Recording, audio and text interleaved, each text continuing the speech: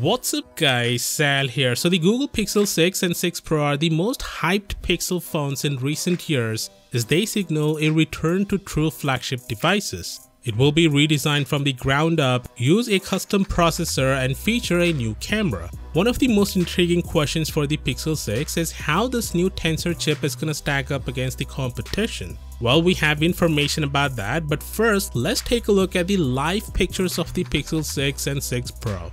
Google Store in Chelsea now has both Pixel 6 handsets on display. You can't actually use them because A. Google is yet to keep a formal launch event, and B. the devices have yet to receive FCC certifications. But anyway, the handset look really good, especially the Pixel 6 Pro in the beige color. With that said, we finally have the configuration and benchmark of the Tensor chip courtesy of XDA developers, and it has some weird cluster of cores than what everyone expected. Google is using two Cortex X1 Prime cores, which is awesome. These are the real high-performance cores that are capable of handling any intensive tasks. Interestingly, both Qualcomm and Samsung have only used one Cortex X1 core in their flagship chipsets, so Google has an upper hand here. Now for efficiency cores, Google is using 4 Cortex A55, which is what both Qualcomm and Samsung are using as well. Where it gets weird is for performance cores, Google is using 2 Cortex A76 cores.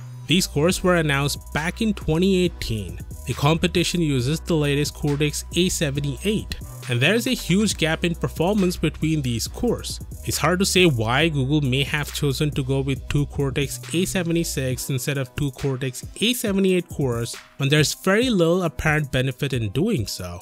A possible reason could be the 2 X1 Prime cores that could offset less powerful A76 cores, but we can't say that for sure. But we have a benchmark to gauge how this chip fares with Snapdragon 888. Keep in mind that this is not a full-fledged benchmark test.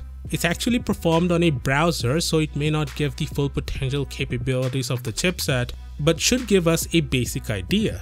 The two browser tests are Speedometer and Jetstream 2. In the Speedometer test, which simulates adding and removing items from a simple to-do list app, the Pixel 6 Pro managed to score 76.2, which is more than twice that of the Pixel 5, but a little less than the Snapdragon 888 variant of the Galaxy S21 Ultra, and even the Snapdragon 888 Zenfone 8, which scored 86 and 80 respectively. In the Jetstream 2 test, which runs many suites of smaller JavaScript and WebAssembly benchmarks, the Pixel 6 Pro once again comes in not far behind the S21 Ultra with a score of 95.4. This is again almost twice as fast as the Pixel 5.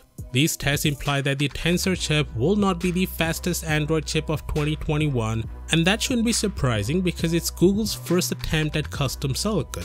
Besides, Google is focusing more on machine learning than raw power with Tensor. Plus, these tests are performed on a pre-release device, which means Google has plenty of time to optimize the chipset.